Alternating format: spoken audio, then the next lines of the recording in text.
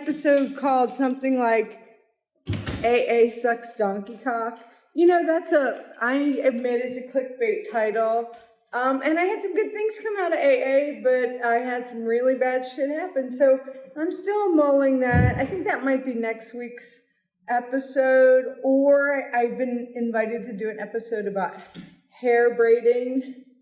Would y'all tune in for that? Does it matter? I enjoy it. I'll do a video about hair braiding. Keep those requests coming. So here we are in the house. No spatial relation skills. Let's see if I go like this. So, okay, so when I walk in the front door, I can't turn the perspective around. Whatever. Here it is, the parlor. And then I've got Dave, my delivery driver, who's now my assistant, I just said, Dave, just hang it up. He's like, are you sure? Do you want? I said, I'm sure, hang it up. He has such a great eye. So he hung all the art. And then here's some more over here. I still have some more to pick up at the ranch. And of course, I have so much more art to paint. Where is it? Oh, there it is. Oh my gosh, I'm just I wake up every day, I'm like, oh, I guess I'm gonna paint happy flowers today. So there's the sitting room. I'm not gonna open it because the sunroom.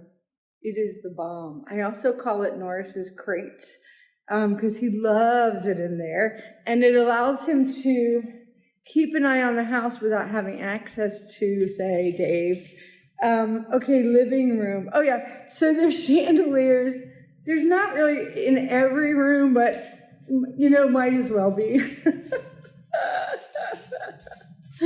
More art. Okay, there's this chandelier. I think we may have to do this in 2 parts because it's here's the butler pantry.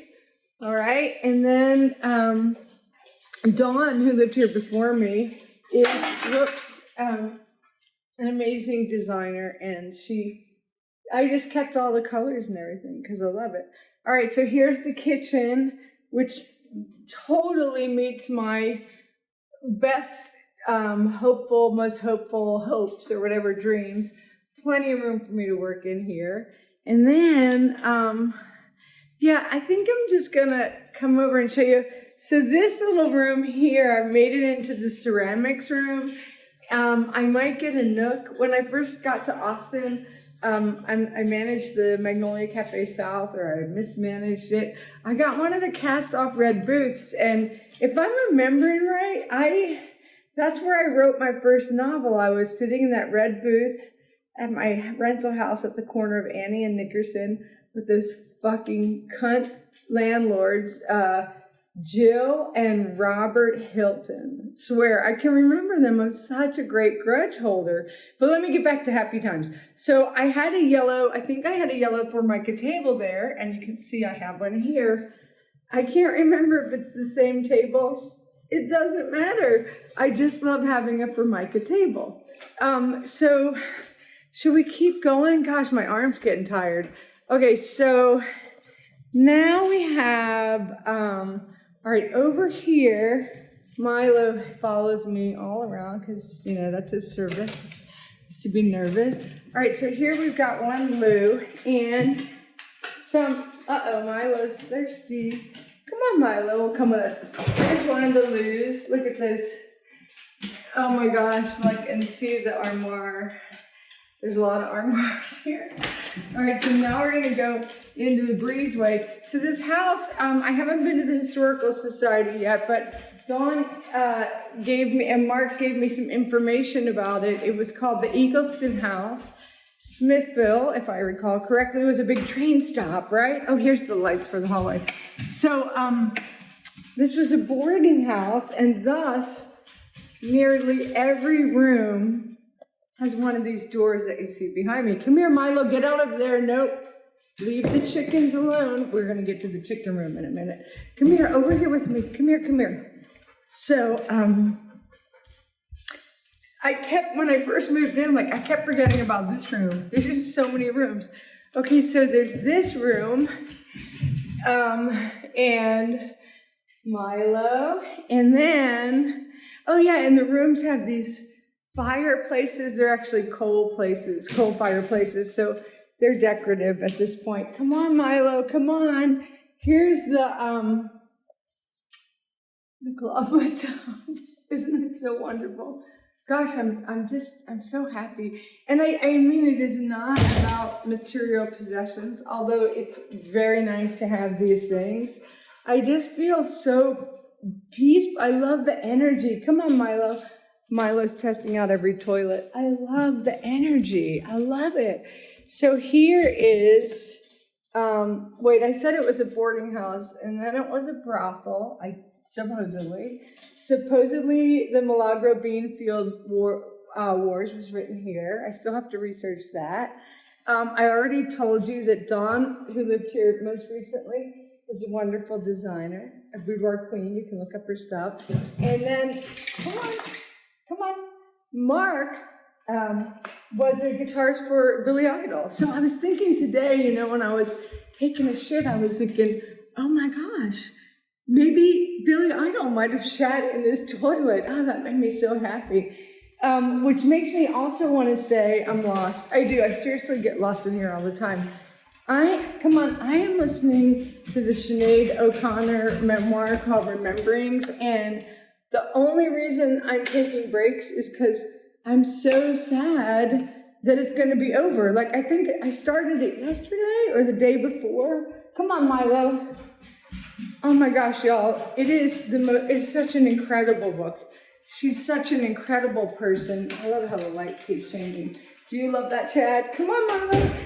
Get the Sinead O'Connor book. I highly recommend doing the audio version. She reads it herself. And she's so adorable because when she's recalling these stories, she'll giggle. She's so Irish. And oh my gosh, I love her. She's such a, I don't think she would like me to say that she's a hero or a shero. I mean, just based on her philosophy as I know it, but she's certainly a real inspiration. And listening to her is really making me want to get cracking on another book. We'll see if I do. No pressure on myself.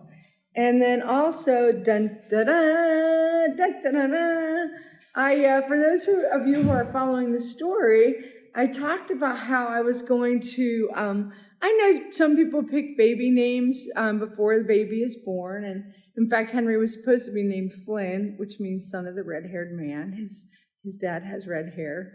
And for reasons I won't go into, because it's a long, crazy story, as is everything, he wound up being named Henry, and it took us several days to settle on that name. So I'm in a really fortunate situation right now where I can take a few months off and just decide what I really, really, really want to do. And so I've been meditating and letting the house just communicate to me. And so guess what? I had thought it was going to be an Airbnb or a retreat center. Heck, I thought I was going to stay at the ranch. The puppies, I forgot to show you all my room. We'll do that last. And that someone else was going to live here. So many things have shifted in my heart and my head, and I thought, I want to live here. And then I thought, well, I'm going to live in the garage. And then I'm like, no, I'm not. I'm going to live in the house. I can do that. It's okay. I'm giving myself permission to enjoy this part of the ride. It's just so fun. So anyway, I'm not going to do Airbnb or a retreat center. We will have some days of writing and knitting and stuff. But what I am going to do is, you guys can probably guess. Do you want to guess? Who wants to guess? Okay, I'm terrible at surprises. I have decided to open up a knitting shop. And I was going to call it the Happy Spinster, right? Because I'm on this big roll of promoting crondom, trying to get the message out to teenage girls, just stay away from boys. And I thought, Happy Spinster, that's fun, play on words, spinster. Knitting shops are like hairdressers. You have to have a pun in there. And then a friend of mine was like, that's just entirely too Lifetime Network, a Happy Spinster. And I thought about it, And like I had this great flash of inspiration. I'm going to call it the Stash, but it's like the sign will be a play on the Clash. My favorite coffee house in Austin is Once Over, which is named for an X song. Is it an X song or an X record? Oh, I'm going to kick myself. No, I'm not. Whatever. But anyway, I'm real inspired by them. It's my favorite coffee shop. So I'm like, all right, I'm going to name my knitting shop, sort of name it after the Clash and call it the Stash. And I love coming up with new business ideas and figuring out how it's going to work. So the short version is, I know it's not my job to put on a cape and fly in and save everyone, although I often do. When I see someone suffering, it hits something in me. But I've been having so many happy memories and stuff during lockdown, and just about all of them have been hinged on, arts and crafts, even the bread making. Okay, hang on, Popo. So my knit shop is not going to be one of these really big, well-stocked places like Hill Country Weavers. I did their blog for years, or the Tinsmith's Wife, or the Sated Sheep, which I love to go to out in Dripping, or Gage, which is north of the river in Austin. I'm going to have a lot of kits. I'm going to have a little bit of high-end luxury fiber for like yarn snobs such as myself. And I'm going to have a lot of stuff that's affordable, looks and feels very nice, has a nice hand, and is great for beginners.